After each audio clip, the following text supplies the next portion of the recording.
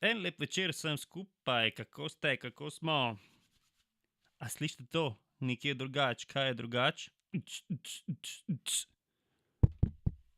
Imam nov mikrofon, imamo zunanjo zvočno. Vse samo zato, da bo res najboljša kvaliteta možna na tem kanalu, kjer govorimo o kriptovalutah. In ja, res je, mogoče zadnje čase nisem bil tako veliko aktiven, kar se tiče snemanja videov, ampak v prvem mestu sem jaz trader, na drugem mestu sem YouTuber. Tako da zadnje čase nisem se odmaknil od kripto sveta, sem bil zelo aktiven, pravzaprav nasprotno zelo aktiven. In dejansko moji tradi zadnje čase so vedno bolj uspešni, čeprav gremo dol, kar je zelo spodbudno. Imel sem neki vzponi in padci, ampak začel sem ta teden recimo z zelo slabimi tradi, ampak sedaj sem našortan na Litecoinu, kar gre super, in že prejšnje 3 tedne je šlo kar v redu. Naredil sem video za programerjem, vem, da video kvaliteta zvoka ni bila tako dobra, zato sem se odločil vse to nadgraditi. Imel sem že opremo, ampak manjkalo mi je nekih kablov in nekih podobnih zadev, to smo zdaj uredili. Tako da ja, seveda, kaj se dogaja, velik padec na Bitcoinu. In ja, za tiste, ki ste spremljali moj kanal, niste presenečeni, ker smo o tem govorili veliko, nekako se skozi ta, odkar je bil ta 50 MA, da je to nadol, da smo v downtrendu in že tukaj nekje smo pričakovali, da bomo šli na 6000, tako da ja, je pa vseeno, recimo, jaz sem predvideval, da bomo šli niže dol, ko smo bili tukaj, da je bil to sam kratkoročen retrace, zato ker ni bil močen volumen, zato ker samo zanimanje na Googlu, ker smo gledali searche, ni rasla vpisovanje novih uporabnikov na Coinbase in vse. Zaradi vseh teh razlogov je bil to razlog, sem naredil neko assumption, da je pravzaprav ta retrace samo denar, ki je že v kripto in gre nazaj noter. Ampak če želimo obrniti kripto na pozitivno, na gor, da se odbije, rabimo ogromno novega kapitala. In ja, to se ne bo zgodilo čez noč, ker če gledate kakšne druge tehnične analize, pa je Twitter, recimo na Twitterju ogromno tega hypa, še prav, ko gre dol. Vsakič, ko se to malo dvigne, ena svečka zelena in vsi, to gre spet nazaj na 20,000. Čeprav je pa generalno gledano veliko manjše zanimanje, je pa treba to podati, veliko manjše zanimanje za kriptosvet. Od decembra pada, lahko sami si pogledate Google searches for Bitcoin. Recimo, to je recimo imam en video, ki govori samo o tem, ampak je v angleščini, zato bom še naredil tole v slovenščini zelo na hitro. Ampak to je recimo zelo zanimivo, kako zanimanje za Bitcoin, in lahko bi podal isto noter kripto, isto vse to pada. Od decembra, ko je bil ta hype. In zanimivo je to, da ravno kot investitorji, traderji moramo delati ravno obratno, kar vsi drugi rečejo. Kaj je največji hype? Moramo prodajati oziroma biti bolj previdni, in ko se zadeva umiri, ko nihče več ne govori o tem, takrat kupujemo. In ne želim reči, da sedaj kupiti, zato ker jaz vsekakor ne kupujem zdaj, ker je enostavno preveč nesigurnosti, in tudi o tem sem že govoril ogromno, ampak so bili v angleških videih.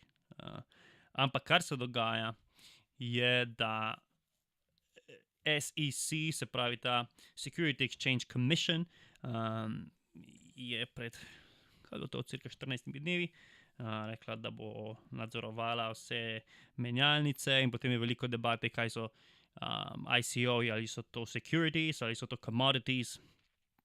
Ampak generalno je nekako vzdušje o tem, da v smislu, da bo vedno več, da bo prišla nova regulacija v kriptosvet, in celo banali so 5 kriptovalut, 5 ICO-jev, na Japonskem zapirajo neke menjalnice.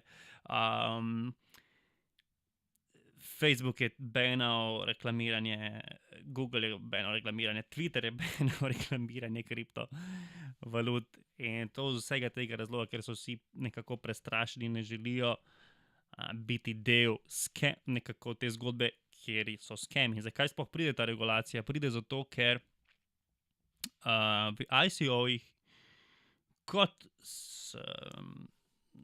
vam je najbolj že znano, ampak ogromno je bilo teh skemov in ponzijevih skem in raznih get rich schemes in seveda, kar regulacija hoče, želi zavarovati povprečne ljudi in s tem, da naredi regulacijo. Tako podobno kot za avto, če se peljete po cesti, ja, pa jaz vem, jaz pametno vozim, jaz lahko še enkrat spijem, pa še vsem dobro bom. Ok, šala na stran, ampak če bi vsi to rekli, seveda mora biti temu pravila, zato ker nekdo bo dirkal 150, tam kjer je omejitev 60 in povozil na povzročene srečo in zato mora biti ukrepi, da je generalna publika ljudstvo zavarovano in je podobno je pri kriptovalutah in pri investiranju. Tako da kar potrebujemo je neka regulacija in to jasno, črno na belem, kako to poteka in dejansko je vzela ena izmed držav skandinavskih, zdaj se pravzaprav se ne spomnim točno iz glave, mislim, da je na Švedskem,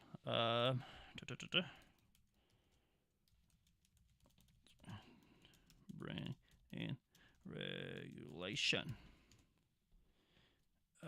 crypto, se pravi, so prinesli regulacijo, kar je dobro, da imamo že nekoga, ki to počne, ampak seveda, če želimo vzpostaviti neko bolj jasno sliko, mora to narediti Amerika. To je nekako skoraj da jasno, ker seveda vse nekako glede finance, nekako cel svet sledi nekako Ameriki, še vedno, čeprav je Kitajska vedno močnejša, ampak nekako je ta sentiment, da mora Amerika, SEC to urediti.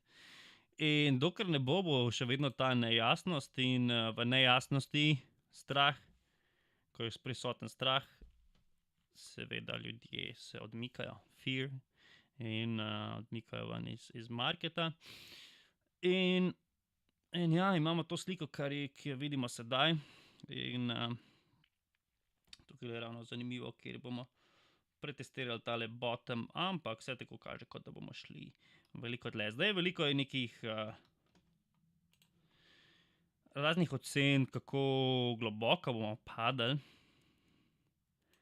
Govori se o tej nekako coni 4900, govori se o coni 3000, ki so pravzaprav čisto preprosto samo tele.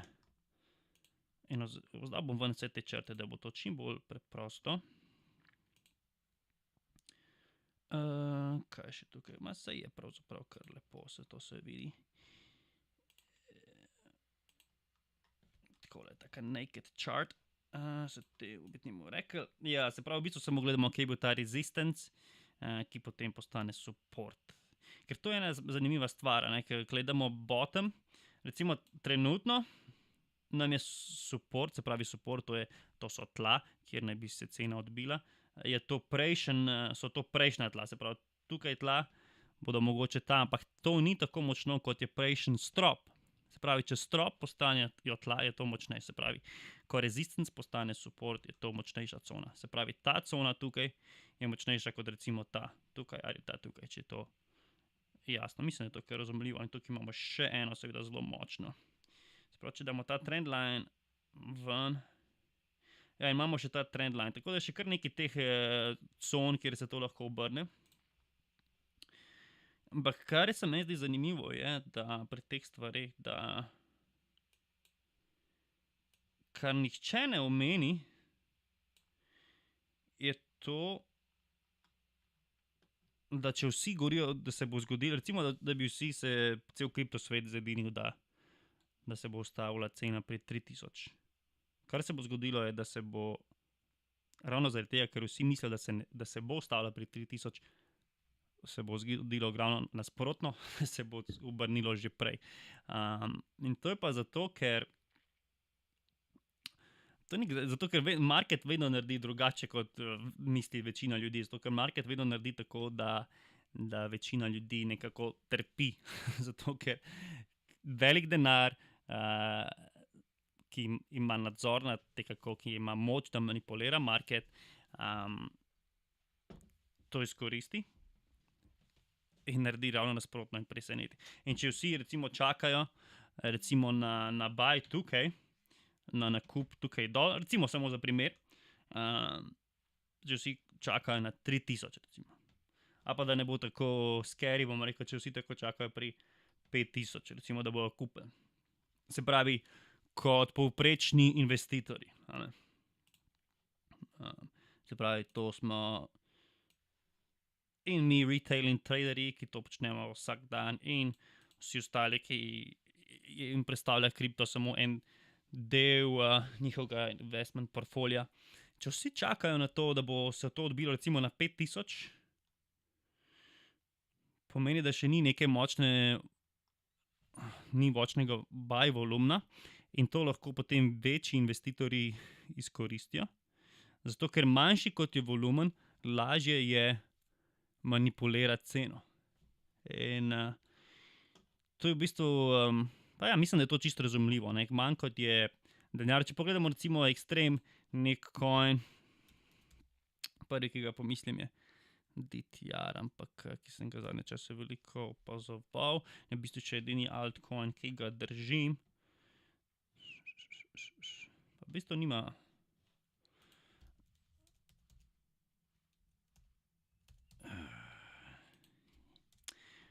Ok, zdaj pa se kar nekako, najbolj gremo kar na coin market cap, pa pogledamo en manjši kovanc.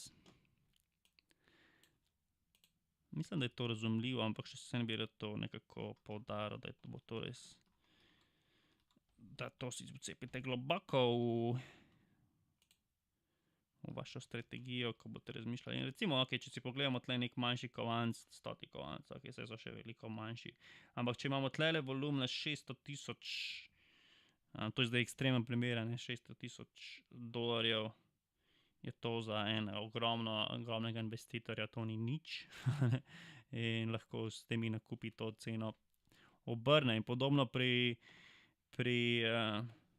Bitcoinu, če pogledamo te volumne, kako se je volumen manjša zadnje čase, je to res nekaj zelo zanimivega za pogledati.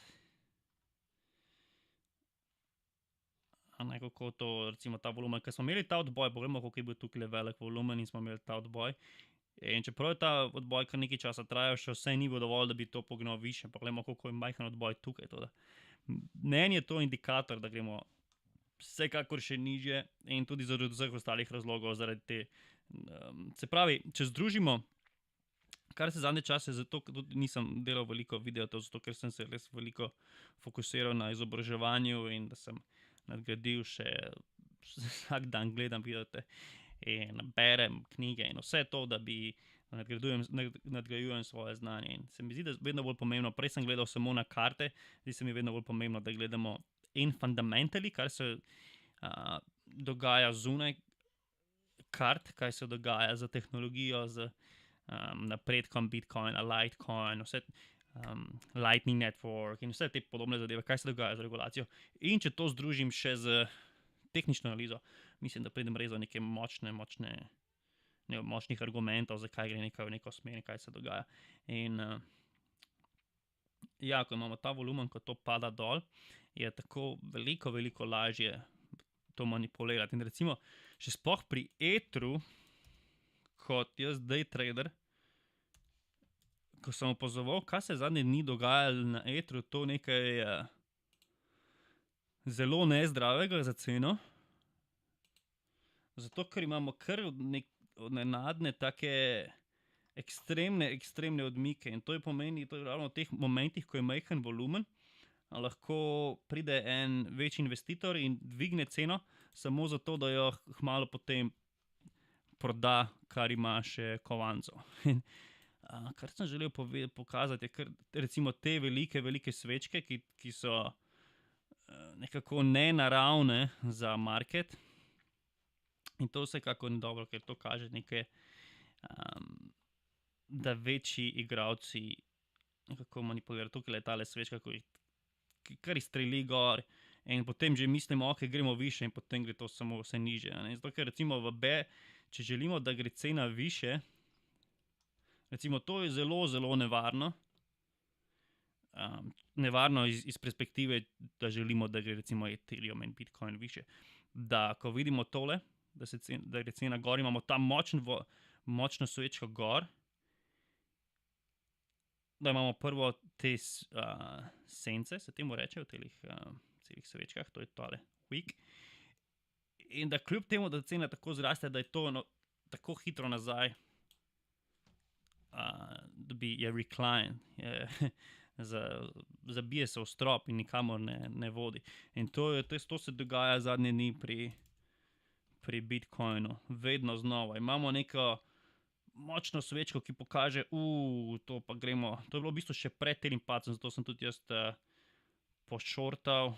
In vem, da je ogromno ljudi, jaz kar predvidevam, da ljudje vedo, kaj so te izrazi, ampak veliko ljudi dejansko ne ve, ker me ljudje sprašujejo, kaj je to šortanje, ampak bom naprej, da tole končam, tole misel. Ko smo imeli recimo tole, ok, gremo više in potem to močno svečko na gor, v bullish marketu bi pričakovali, da zatem pride, ok, tukaj se malo ustavi in gre potem še više, ker to je nekako normalnem marketu, je to zelo močen signal, da je prišel nov denar nazaj v market, ampak ko se potem zgodi to, da se takoj zatem zgodi ta velik sell-off, je to velik alarm. Tako da jaz sem iz teh razlogov, recimo to je bil še še največji problem, ta skok iz 7800 je skočil na 8200 dejansko v 20 minutah je ta skok in to nam samo pove, da so tukaj veliki igralci, ker je stvar je o tem, če ste vi velik igralec in imate recimo v Bitcoinu 100 milijonov, recimo, če bi vse prodali hkrati, bi cena začela tako padati, da bi medtem, ko bi prodajali, imeli vedno nižja izkupiček. Zato naprej te velike whale, ki na to pravijo, lahko naprej kupijo še malo dodatno, da to dvignejo in potem prodajo. In to je to, kar vidimo tukaj. To je dejansko nezdravo za Bitcoin, kar se tiče, da bi šli više.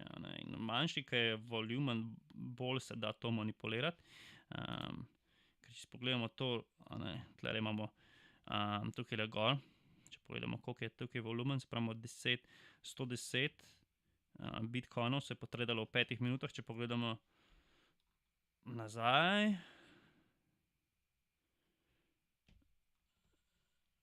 V velikih odbojih je, tam, kjer imamo ponovadi zasuk, recimo, če pogledamo tle, je to bliže 2000 Bitcoinom in tako naprej. V glavnem je point v tem, da je to vse nekako indikator, da gremo niže. Ok, tukaj imamo še neke oblike. Tako da to sem želel povedati. Danes res kar tako malo skačem z ene teme na drugo, tako sem navdušen, da imam tale mikrofon tukaj in da vam malo povem, kaj se dogaja, moj pogled na market. To je bilo to za danes. En kratek video samo z pregledom, zato da vam povem, da še vedno delam video, še vedno sem aktiven. Še vedno sem tukaj za kriptovalutami. In short sale, to pa res si pogledajte. Najbolj predlagam, da greste na YouTube, napišete short sale.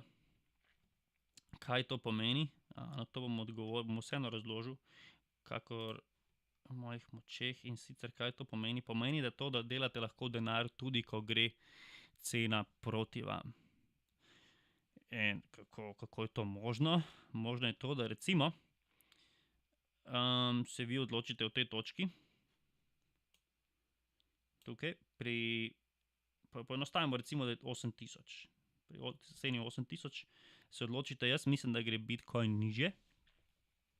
In ok, nimate nobenega Bitcoina, imate samo dolarje, recimo, niste investirani. Short sell pravzaprav pomeni, seveda ne morete prodati Bitcoina, ker ga nimate, ampak kar naredite je to, da greste na menjalnico kot Bitfinex, veliko menjalnic to uporablja, Bitfinex je ena izmed pač največjih, zato bom dal Bitfinex na primer, greste na Bitfinex in rečete, jaz bi v bistvu prodal to na margin in kar to pomeni, da si v bistvu sposodite, to se vse zgodi avtomatsko, tako da vi to ne naredite, da bi, ok, moram pa jaz nekoga vprašati, da mi posod Bitcoin, ne, vi greste na exchange, date sell, v istem momentu, ko to pritisnite, ima Bitfinex celo bazo ljudi, ki mu posoja denar, se pravi, če sem jaz investitor, imam ogromno, imam 1000 Bitcoinov, ogromno Bitcoinov in ne vem točno, kaj bi z njimi, lahko posodim Bitfinexov oziroma uporabnikov in zato dobijam majhne procente. In tako, da recimo, če jaz hočem tukaj shortat, rečem, ok, to gre niže, odprem sell short pozicijo in recimo za en Bitcoin, sposodim si ta Bitcoin od njega pri 8000 in recimo, da čakam, da pade na 7200 moment, recimo, da pade na 7000, njemu jaz vrnem ta Bitcoin, se pravi, on ima še vedno Bitcoin, prej imel Bitcoin, zdaj ima še vedno Bitcoin, zato plačam minimalno obrestno mero, ki je povprečju menjuje se, ampak ne bom šel v detajle, ampak je zanemarljiva na kratki rok, tako da niti ne bomo govorili o tem, ampak vrnemo Bitcoin, se pravi, on je zadovoljen, dobil nazaj nekaj obresti, on ima še vedno Bitcoin, jaz pa sem v bistvu zaslužil $1000, zato ker sem mu v bistvu prodal Bitcoin, ki sem si ga sposodil. Sposodite ga se pa ga tako, da seveda date teh 8000 njemu, oziroma menjalnici, kot voucher, oziroma kot guarantee. In tudi tukaj je malo bolj zakomplicirano, ker so tukaj še neki leverage vmes, ampak tudi ne bi govoril o tem, ampak ja, se pravi, jaz naredim $1000 plusa v tem primeru. On naredi, od tega dam nekaj malega njemu, tako da so oba zadovoljna, on ima še vedno en Bitcoin in jaz sem naredil plus. In to je short sell, tako da pogledajte si to. In zakaj je to pomembno? Pomembno je zato, ker ok, v letu 2017 in vseh teh letih prej je bilo veliko govora o tem, da je najbolj produktivna, najbolj profitna strategija pri kriptovalutah samo buy and hold. In jaz mislim, da je problem v tem, da ljudje še ogromno ljudi še ni naredilo tega preskoka v misli oziroma v strategiji, še vedno misli, da ista strategija bo delovala še naprej. In temu ni tako, zato ker nekaj, kar je delovalo prej, ne deluje več. In zato pa je pomembno short sell, ne rečem, da ok, zdaj pa bodite day traderi in short sellajte in vse to, ampak recimo, če imate nek portfolio, kriptovalute lahko si zavarujete ali pa nekako izenačite izgube s tem, da recimo tudi pošortate nek coin. Jaz sem recimo pošortal Litecoin in dejansko bolj kot pada, mi dela plus, kar je po neki strani, ok, imam od altcoinov samo še DTR. Tudi če DTR zdaj začne padati, tega ne morem šortati, ampak ga tudi ne bi, to je spet druga debata, ampak tudi temu se reče hedge, nekako zmanjšate rizik oziroma lahko tudi dejansko delate profit, kot to pada. Tako da pogledajte si to, vsekakor zanimivo in to ogromno menjalnic to dovoljuje od Krakna do Bitfinexa, ne vem kako je z Bitstampom, Bittrex vem, da ima tudi to. Na Kraknu ne bi tega priporočil, ker je premehna likvidnost in tako naprej. Je pa to vsekakor bolj napredna stvar, ampak ni, ko to osvojite, to naredite parkrat. Predlagam, da to naredite z majhnimi valutami, majhnimi zneski, predvsem zato, ker če sell shortate, lahko izgubite neskončno. In zakaj pa pride do tega? Ne morete, ok. Zato, ker če recimo kupite kovanec pri nič in gre do 8000, ok, na 8000 in če pade, lahko pade na nič. Ampak če pošortate, recimo da prodate pri 8000 in namesto da gre dol do 7000, lahko zraste neomejeno in više, ko gre, več ste v minusu. Ampak seveda se je treba tukaj pa zavarovati za stop loss in tako naprej. Tako da ja, vsekakor je malo bolj napredno to, ampak igra se spreminja v kriptovalutah. Jaz mislim, da bomo imeli tale bear market še dolgo časa, ko ta regulacija prihaja notri. In Warren Buffett pravi, ko pride oseka, bomo videli, kdo je plaval nak. Kaj misli s tem? V bistvu to, da za hypom pride resnica na plan, ker vemo, da je ogromno teh ICO-jev scamov, bomo videli, kjer bojo obstali in to je to za danes. Like, share in subscribe, feedback dobrodošel in srečno.